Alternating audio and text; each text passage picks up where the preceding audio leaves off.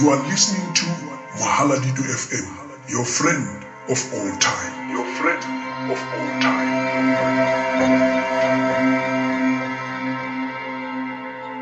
Members of the Executive Council who are present here, partners and stakeholders, members of the media, ladies and gentlemen, Dumelang. Before I can start with my message, ladies and gentlemen, many businesses, particularly small businesses, will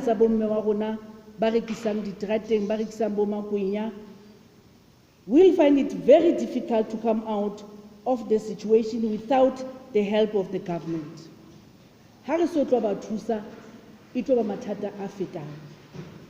The challenge remains that of looking out for all our citizens, especially the poor, while minimizing the coronavirus infection rates.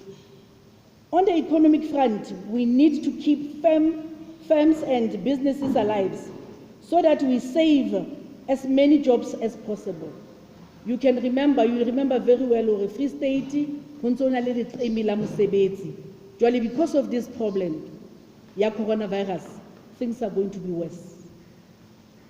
I address you now, a day after Youth Day, which was held under the theme, Youth Power, Growing South Africa Together in the period of COVID-19.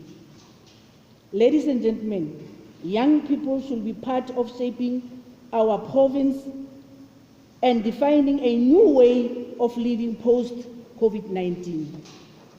According to the latest quarterly labor force survey, there were slightly more than 1.2 million economically active people in the Free State. Out of this, 423,000 were unemployed in the fourth quarter of the 2019, translating to an unemployment rate of 35%. This excludes discouraged work seekers. This economic situation and outlook has far-reaching the problems for the majority of the people of the Free State, especially the youth, women, and the poor. Due to the outbreak of the coronavirus pandemic, the Free State economy is projected to decline by 3.7% in 2020. We are indeed in a serious problem. To assist businesses in distress due to the pandemic, the Department of Small Business Development, together with its agencies and the Department of Tourism and Trade, Industry and Compassion, introduced programs aimed at assisting the small business sector to assist them in the impact of the restriction to the businesses during the lockdown. The following are offered by the different departments to make sure that we assist these small businesses.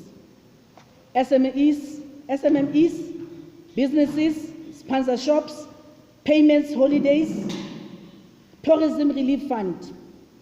We are concerned, however, that a very low number of Free State enterprises were successfully in their application for relief funds from various offer by various national departments. But I'm sure that Makalo, you are busy dealing with this one. It can't be that small businesses from Free State are not going to be assisted. Our MEC for DT, Tate Makalo, is working very hard closely with ministers in these national departments to establish what challenges could be faced by the Free State companies in qualifying for relief funding. Any measures should be immediately put in place to improve this situation. The Free State must benefit. In the meantime, the Provincial Executive EXCO, which I lead, has taken this year to find a way in which our businesses and our economy can be revived. Part of the economic recovery plan Development by the TIA includes providing funding to the Free State-based enterprises which view of saving the current jobs and creating the new jobs. In conclusion, I will just want to hand over to Ntate Makalo, and I'm sure that Ntate Makalo will outline the economic recovery to make sure that we save our small businesses in the Free State. I thank you. Thank you very much, Honorable Premier, colleagues that are here. The Premier has outlined the context of us having been here today. We have gathered here today to announce to the Free Staters one of the medium-term intervention measures that the provincial government of the Free State, through the Department of Economic Small Business Development, Tourism and Environmental Affairs, the STEA, is implementing in order to mitigate the impact of COVID. What we are announcing today, it is one of the measures or one of the components of the broader comprehensive economic recovery plan or strategy, which will be announced in the near future. As you'll be aware that the conditions would not allow us to wait till that particular point when the whole comprehensive plan is finalized, and then we wait before we can start to put some measures into action. As we are seated here, we have deemed it necessary that we start to consolidate all of those annual programs that the department was ordinarily implementing. And because of the pandemic this year, we have to reprioritize and do other issues a little bit different. By that I mean that the department has consolidated all the different fundings. Colleagues would remember, and other small businesses there, that we had specific funding for youth, for innovation, for various categories of SMMEs and so on. But what we have done, because we need us to have one solid directed plan which will respond directly to the economic conditions that we are facing, we have then consolidated all of those budgets to establish an incentive fund which has various schemes in them, which will be directed to those industries or to those businesses which will assist the provincial governments to save jobs and also to create the new jobs that were presented, or that the opportunities thereof were created through the pandemic. So I must indicate that as a provincial government, we would still make a call to those that used to participate in our annual programs like Dabalaza, that even though we may not have that particular program specifically under that name, but that particular program and all others, they are part of the broader scheme of funds that we are going to announce today. So those young people, those other businesses with innovative ideas, they will then be accommodated as part of this particular program. So everything that was still taking place previously, those opportunities would still find expression, but just under the different dispensation of today. Because as a province, we have noticed that we are confronted by a pandemic which no one could foresee, that no one knew the form and shape which it would take. But one thing that we know is that the pandemic has affected our economy. So in addressing it, we need us to have a more unified and a directed approach in terms of planning which are those sectors that would be necessary and which will then use and support consciously to drive the economy. Now, we have identified 5 priority sectors as a province of the Free State, which this funding will prioritize in order to sustain and continue to create the new jobs. The first one is the infrastructure. The second one is agriculture. The third one is manufacturing, followed by tourism, and lastly, the digital economy. If I can just expound quickly on each of them. Under the infrastructure, we are looking for businesses which will create the input factors in the infrastructure sector. You may have some other, as you would know, that the Free State province will rely mostly on all of those who are consuming or are using most of the input factors which are assembled from outside of our province. So we are creating an opportunity for the value-add services or businesses, which will then, in that process, will be able to create jobs. Secondly, we are going to support the agriculture, in specific, the agro-processing.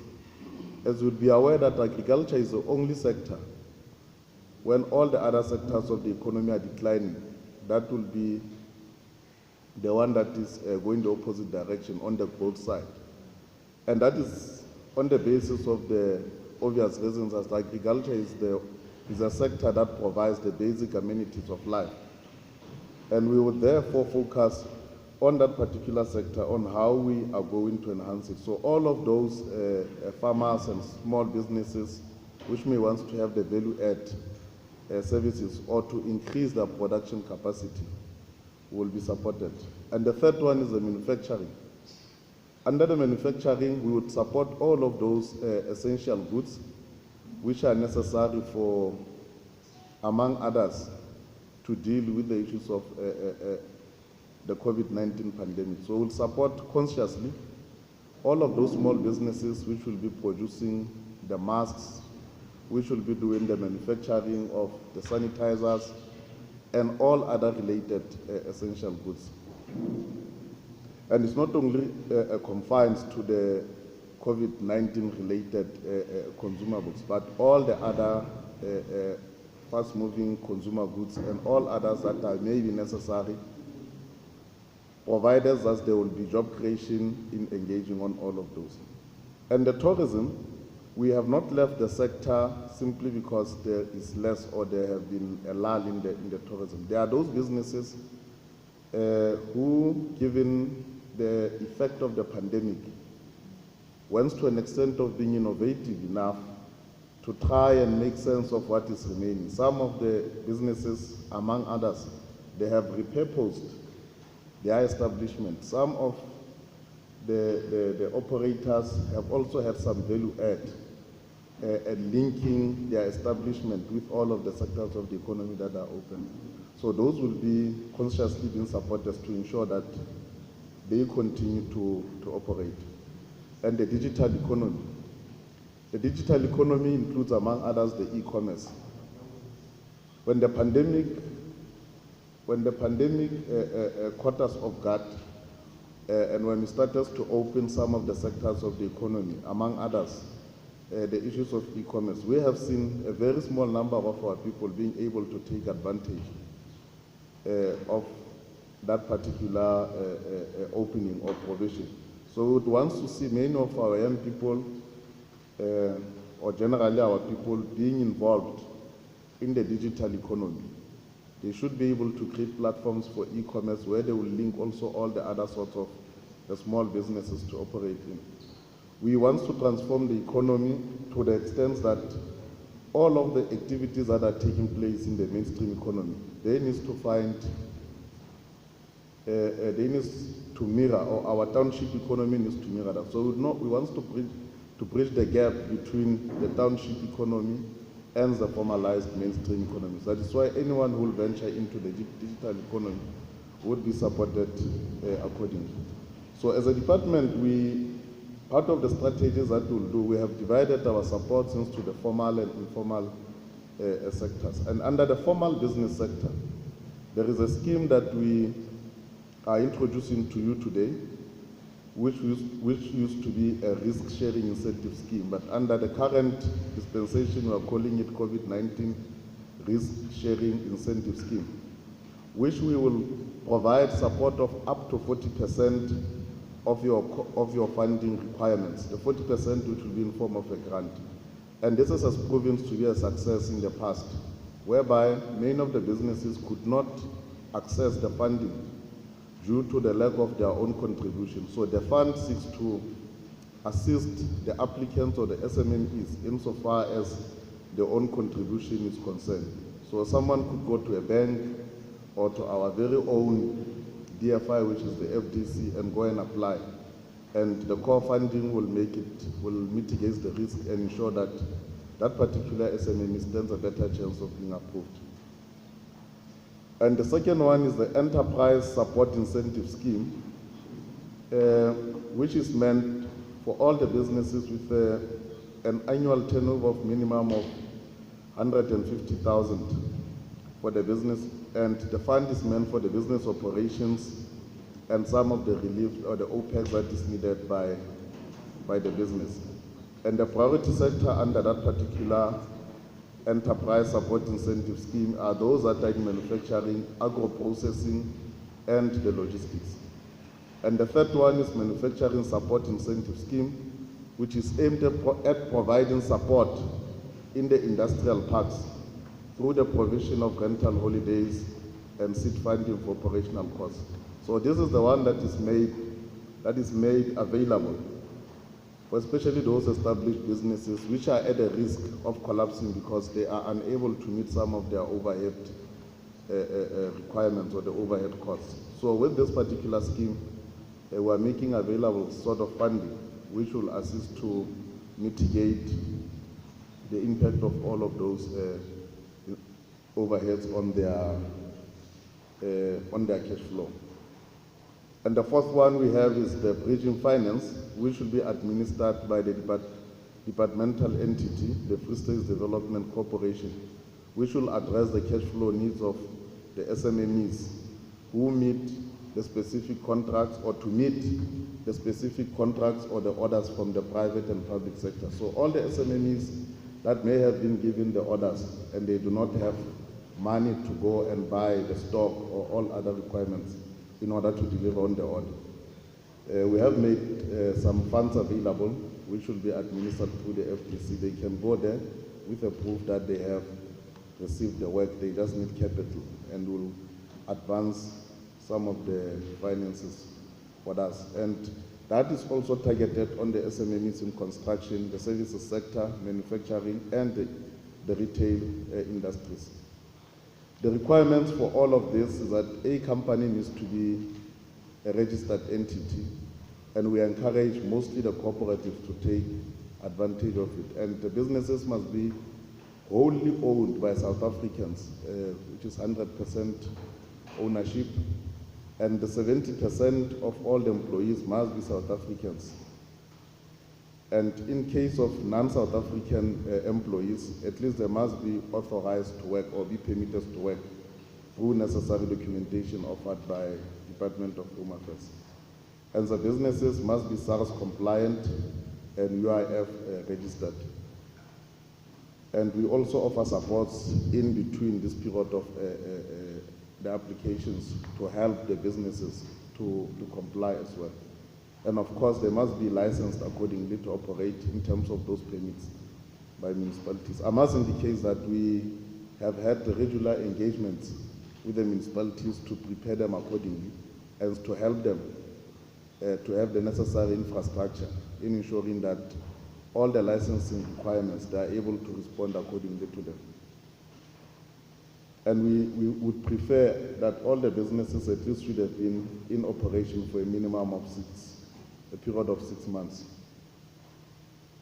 And those that will apply for the risk sharing, because those are the bigger schemes, and the enterprise support incentive schemes must be operational for at least a period of 12 months. And of course, they should be registered on the database of the provincial treasury. And we will give preference to those that are having BBBEE level 1, which would mean, or between level 1 and level 3 in terms of the risk-sharing incentive scheme. So we're really prioritizing our people who were previously disadvantaged, who never had these opportunities. So on the informal sector, we are targeting the spaza shops and the hawkers in the township with the stock. So we have a facility where, for the spaza shops and the hawkers, where we would give them some vouchers where they can buy at approved dealers. And ours is 10,000. Yeah, for spaza shops it's 10,000. And we will ensure that in the process of assisting these spaza shops, we also create opportunities for the black-owned dealers. So all of these vouchers or all of these facilities, the condition is that they could only be used to where there is black ownership, so that we also empower those black people who are ventured in the wholesaling. And we also have a program called Waste Pickers Support, which is aimed at providing a temporary relief to waste pickers whose livelihoods were also impacted by the lockdown. You would be aware that all of these people that were involved in the recycling, during the level 5 and 4, they could not operate. And as a result, you'd know those are the people that live from hands to mouth. If he or she did not pick up any paper or any plastic or glass, it means at the end of the day, that particular person won't have anything to eat. So we have provided a support scheme again for them. But in terms of the informal sector, we have made requirements to be as easy and accessible as possible, because we only request a registration with CIPC and South African ID and a permit from the municipality. And we also ideally require that the business be owner managed, as is the case anyway. And we request them to have been in existence for around the period of 6 months. So the application for all of this will be done online on the STIA website, and there will also be done through the USSD number.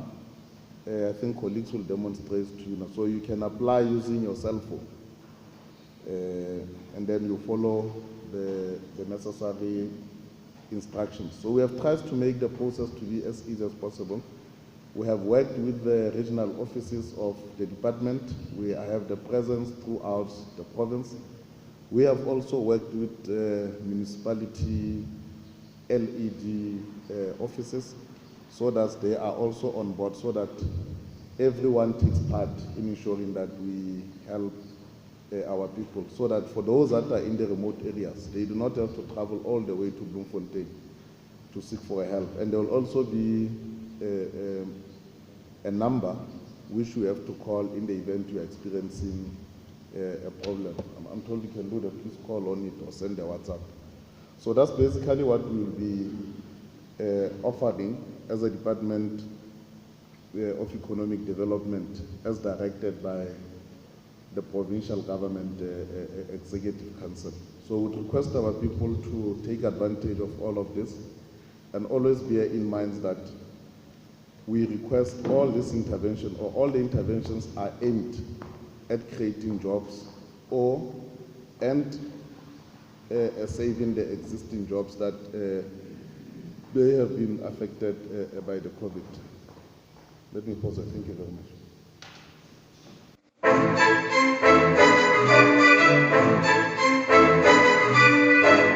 Mametse Mohale FM, motswalle wa hao wa ka dinako tsohle.